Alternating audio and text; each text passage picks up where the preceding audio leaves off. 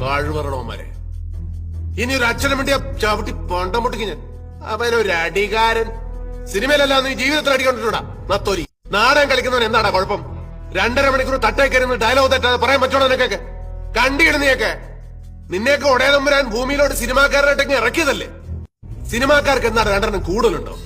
അതോ നിന്റെയൊക്കെ മറ്റടുത്തുനിന്നാണോ മൂലമറ്റത്തേക്ക് കറണ്ട് കൊടുക്കുന്നത്? ആനയുടെ അത്രയും ബുദ്ധി ഉണ്ടെങ്കിലേ അവൻ അഭിനയിപ്പിക്കൂ.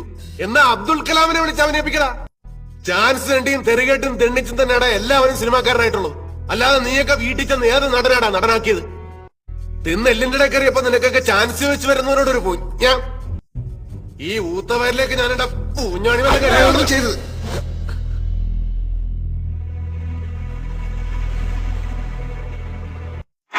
ഇനി പറയണ സാർ, എനിക്ക് അഭിനയിക്കാൻ അറിയില്ലേ? ഞാൻ നന്നായിട്ട് അഭിനയിച്ചില്ലേ? നിങ്ങളിപ്പോ പേടിച്ചില്ലേ അല്ലേ? വീട്ടുകാരോടും നാട്ടുകാരോടും ഒരുപാട് നുണ പറഞ്ഞിട്ടാ സാർ ഞാൻ ഇറങ്ങി തിരിച്ചു. ഞാൻ ചെയ്തതൊക്കെ ശരിയാണോന്ന് എനിക്കറിയില്ല. അറിയാവുന്ന പോലെയല്ലേ സാർ കാര്യങ്ങളൊക്കെ ചെയ്യാൻ പറ്റും. പറ്റുന്നതിന്റെ പരമാവധി ഞാൻ ചെയ്യും. എന്റെ കഴിവ് തെളിയിക്കാൻ ഇതിൽ കൂടെ ഞാൻ എന്താണ് സാർ ചെയ്യേണ്ടത്? എന്തെങ്കിലും ഒന്ന് ആയിത്തീരാൻ തിരിച്ചു പോകാൻ പറ്റില്ല സാർ. അടുത്ത സിനിമയിലെങ്കിലും എനിക്കൊരു ചാൻസ് തരണം സാർ, പ്ലീസ് സാർ.